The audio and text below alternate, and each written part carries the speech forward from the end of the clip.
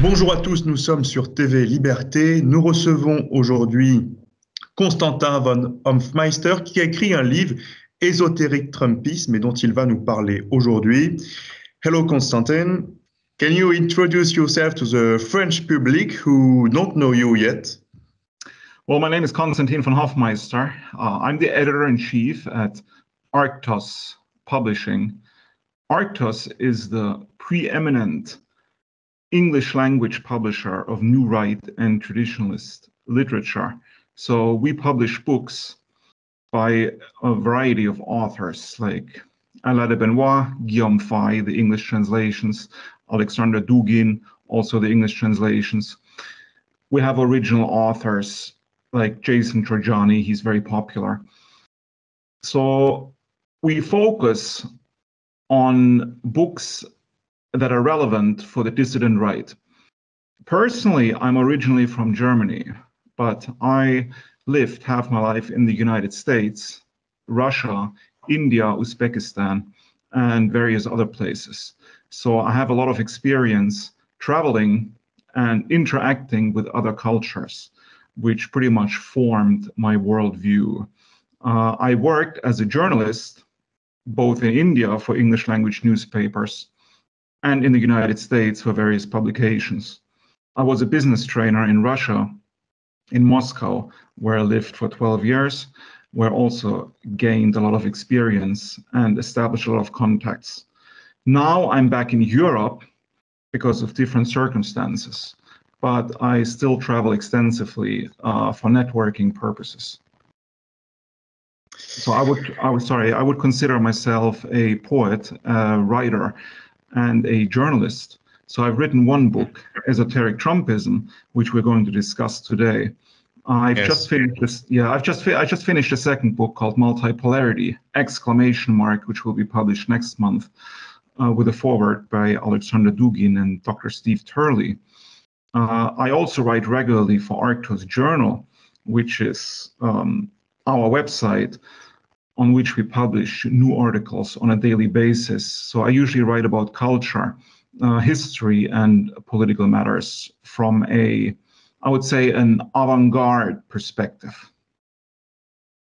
Okay, thank you. Why did you write this book, Esoteric Trump? This is an original and enigmatic title. Can you describe to us the particular angle of your book? Well, Esoteric Trumpism is a book that transcends standard political boundaries. I wrote this book. I came up with the idea of the book in 2023. So I would say in the middle of 2023. I finished the book at the end of 2023. So it took me about half a year to write the book. It was published in January. I wrote this book because no such book exists. Because we have standard books about Trump, regular biographies or political discussions of his policies, but we don't have any books, or we didn't have any books of Trumpism as a phenomenon. Yes, so my book is not so much focused on Trump the man, it is more focused on Trump as a symbol and Trumpism as a movement that gathers around the symbol, a symbol of renewal. And I look at this movement, which the person of Donald Trump engendered.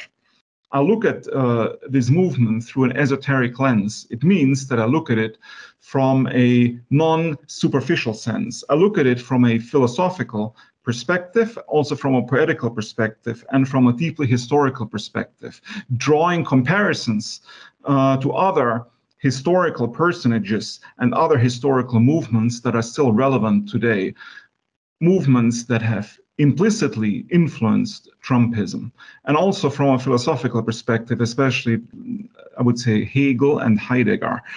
Heidegger with the idea of being, Dasein, and how it relates to Trump's populism. Same with Hegel when he talks about the world spirit and how it manifests itself in different nations in the world. You talk about Lovecraft too. It's very strange to me. But why? Well, because Lovecraft talked about the great old ones, the Cthulhu myth, the great old ones that are bound to come back and rule over the earth again, because they come from deep in the cosmos. And we have acolytes of Cthulhu in the Lovecraft stories that basically worship the great old ones, these demonic cosmic entities, and they want them to come back. And the emphasis in Lovecraft stories is always that humanity is completely insignificant, and these creatures like Cthulhu, they will come back and again rule over our planet.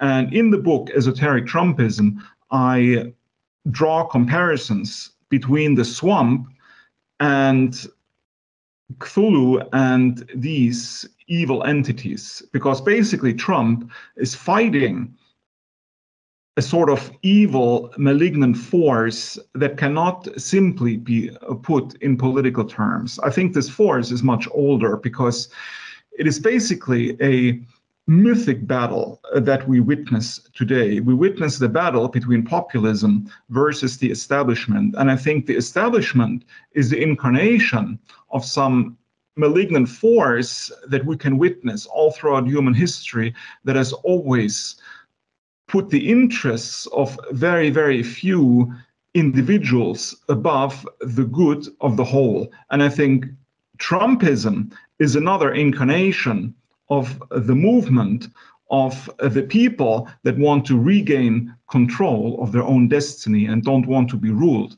by demonic entities and maybe even destroyed by them. Okay, I understand. I have another question. You're saying that the election of Trump is a turning point in the history of the West, but why? Well, I think it's a turning point because I can see a paradigm shift, because a lot of things are happening at the same time right now. You have a lot of victories for the populist right in the West, not only in the United States with the victory of Donald Trump, but also in Western Europe. You have, for example, the AfD in Germany, which is becoming stronger and stronger. It's now the second most popular party in the country. It is the most popular party in certain regions in East Germany, like the state of Thuringia, where the majority of people elected the AfD. You see it in France, in your country, of course, with Marine Le Pen. I think if you had presidential elections today, I think she would become the president of France, for sure. And well, you saw it in Romania, where basically a Trumpist-like candidate was about to win the presidential election. And then, of course, the deep state, the Lovecraftian entities, they stole the election in Romania. This shows us that the deep state, not just in the United States, but globally, is very afraid of this populist movement, the movement of the people, to take back the reins of their destiny. And I think Trump as a symbol and Trumpism as a movement has a sort of trigger effect, because a lot of people in the West, especially in Western Europe, are looking towards the United States of America, because whether you like it or not, the United States of America is still the undisputed leader of the West. So usually what happens in America, sooner or later, will also happen in Western Europe. So if you have a sort of populist revolution like you have now in the United States, I think this will also affect the populist movements in Europe in a positive way, because a lot of people are being influenced by the sort of energy that the Trump movement exudes. Okay, I understand. You said that Trump is magical. Can you explain to us how is magical? Well, I would say he's magical in the sense that he has a sort of magnetism, like a magnetic aura. So a lot of people almost worship him as a sort of messiah, as a new messiah, meaning a figure that brings light back into the world. In my opinion, again, we shouldn't focus so much on Trump as a person, because I think we're overestimating him, because I think as a person, he's not a messiah, obviously. But we have to look beyond the human incarnation that Trump is and look at the symbolism that he represents, because what he represents is a turning point in the West. I think because you already mentioned Oswald Spengler, because as Oswald Spengler said, we're already in the decline phase of Western civilization, in the Faustian stage.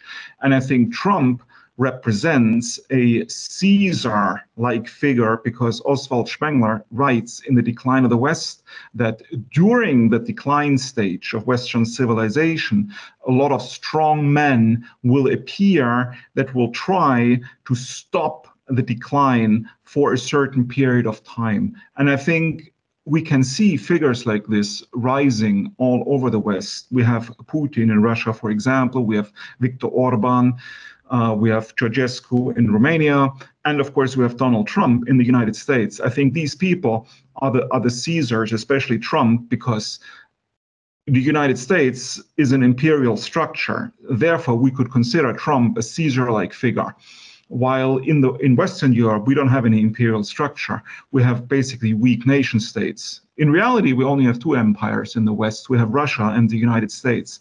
And in my opinion, a Trumpist America is a natural ally of a Putinist Russia, because both Russia under Putin and America under Trump share the same values. And I would say they're even the same people, say the average Russian and the red state Republican American. Well, you should read my book if you want to learn about the philosophical, cultural, and mystical background of Trumpism. And if you want to find out why the symbol, the radiating pro-European symbol that Trump represents is now guiding all pro-patriotic forces in the West towards a united victory over the nefarious forces of globalism, and why Trump, as the guiding light of the anti-globalist movement all over the world, will help usher in a multipolar world. Because I think that Donald Trump and what he started will basically disentangle the United States from, will start disentangling the United States from imperialist ambitions all over the world, and hopefully revert back to a more isolationist mode, thereby making America one pole among other civilizational poles in the world, according to the multipolar theory that certain people like the Russian philosopher Alexander Dugin propagate. Thank you very much, Constantin, for this interview. Did you have one last word to our subscribers? Well, yeah, I have one last word. You should, if you want to keep up to date with geopolitical and cultural developments, from a unusual and avant-garde perspective, I recommend checking out my Substack, eurosiberia.net, and also arktodjournal.com, where you can read new articles, new analyses daily about the changing paradigm and the coming victory that we all anticipate.